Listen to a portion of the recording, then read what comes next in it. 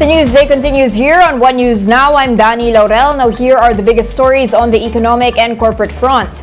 The country's bond market operator is expecting Philippine companies to generate up to 450 billion pesos through bond issuance this year.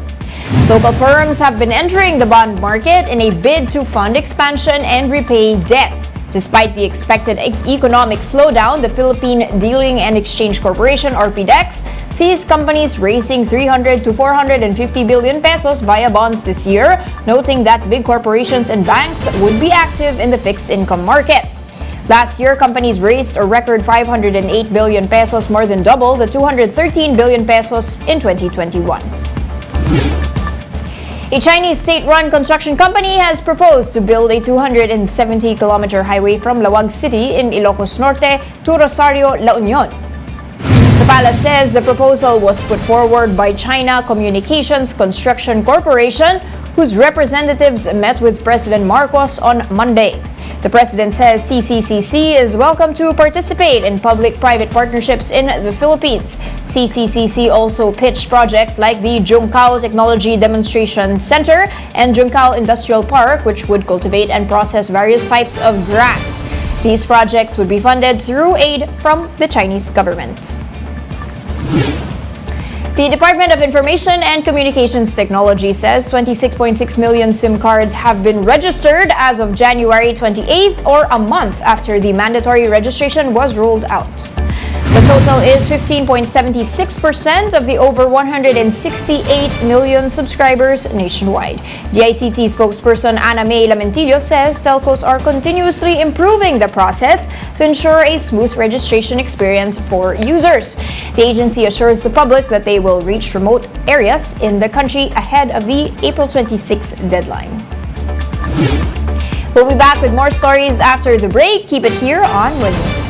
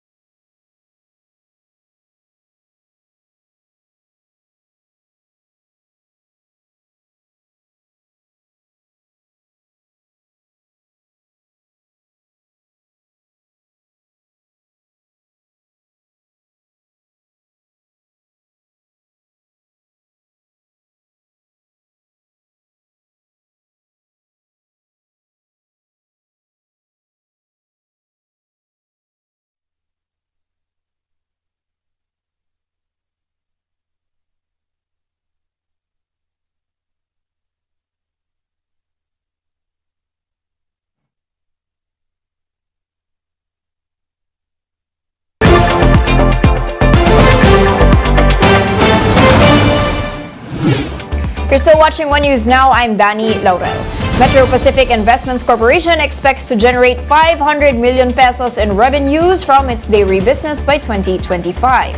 This as the MPIC previously entered into a partnership with the group behind homegrown premium ice cream brand Carmen's Best Ice Cream. Metro Pacific Agro Ventures, or MPAV, President Jovi Hernandez says they project to become a $500 million business in 2 years' time, even prior to its partnership with Israel's LR Group. MPAV and the LR Group are investing $2 billion in the partnership to build a dairy facility in Laguna. The construction of this facility will start this year, while operations are expected to begin by late 2025 or early 2026. Now, this from the Philippine Star. The value of electronic fund transfers via PesoNet and instapay surged to nearly 10 trillion pesos last year. Now, data from the Bangko Sentral shows that the 2022 figure is 37.3% higher. That's compared to the 7.24 trillion posted in 2021. The number of transactions also jumped to over 633 million in 2022. That's up by 21% from 2021. The Bangko Sentral says the increases in value and transactions come as more Filipinos embrace digitalization. The BSP's national retail payment system launched PesoNet and instapay back in 2015 in line with its aim to shift 50% of total retail transactions to electronic channels. President Bongbong Marcos has signed an executive order adopting a development blueprint aimed at bringing the Philippines back to a high-growth trajectory. Executive Order Number 14 directs all concerned government agencies to adopt and implement the Philippine Development Plan, or PDP 2023 to 2028. Now, speaking at the PDP forum, President Marcos said the blueprint will help the country achieve its goal of becoming an upper middle-income economy by the year 2025. The Philippines is currently classified by the World Bank as a lower middle-income country. It is a plan that will set the Philippines towards becoming an upper middle income country by the year 2025. But beyond economic development, the plan also focuses on social development and protection, disaster resilience, digital transformation, and many other things. Every part of society must be part of this transformation. The government is considering taxing nickel ore exports to follow Indonesia's success. Environment Secretary Antonia Yulo Loizaga told Bloomberg that the Philippines wants to move out from being just part of the supply chain and become a part of the value chain instead. But she admits that without facilities to process mineral ore, the country will just be a vendor country. Secretary Yulo Loizaga says she does not want the Philippines to be a vendor country. And to boost investments in processing facilities, the Secretary says there is a range of actions being considered, including taxing exports. Indonesia and the Philippines are the world's biggest suppliers of nickel, which is used in making stainless steel and a key component in batteries for electric vehicles. Now on to some tech news. Is all the hype around ChatGPT warranted? Well, an expert joins Bloomberg's Carolyn Hyde and Ed Ludlow to discuss all the rage around ChatGPT and generative AI and the risks associated with the trends. Let's listen in. You are an academic, a researcher in this field.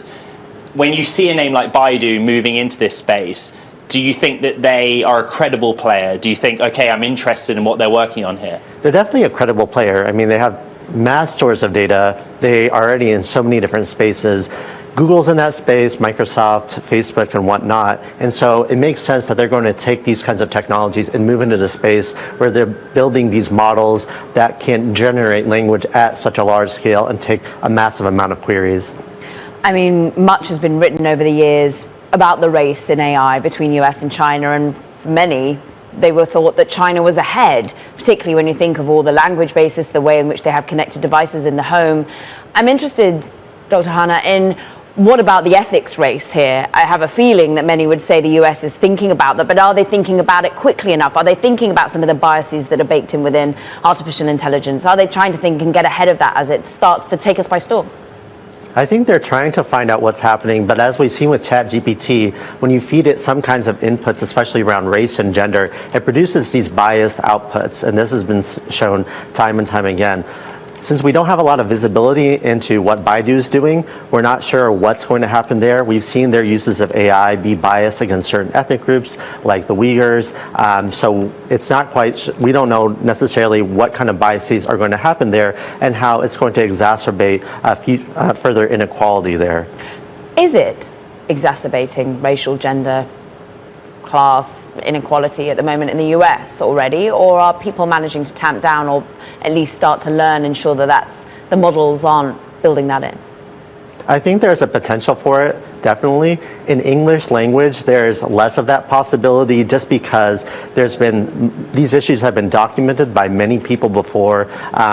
But as these things are being used in other domains where we don't have a good idea of what kinds of biases may be baked in, especially when it starts getting away from English language, there's not enough data that really is there and not enough regulators or legislators focusing on that to prevent that from happening. Let's talk hype.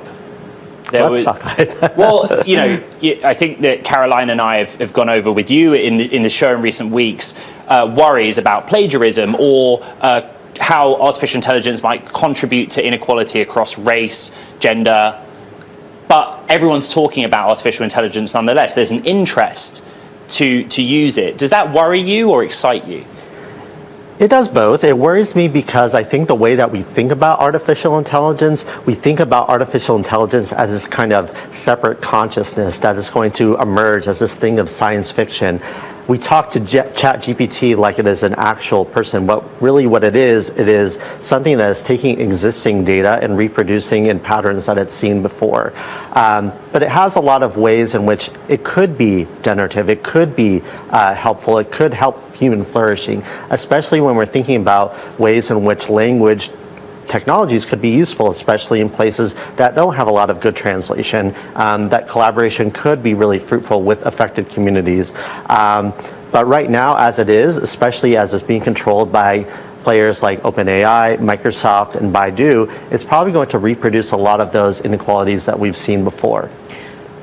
Dr. Hanna, what's interesting is that, of course, your DARE itself, Distributed AI Research Institute, it sort of comes at it from a community-based focus. You're trying to move away from what is called in your website, big tech's pervasive influence.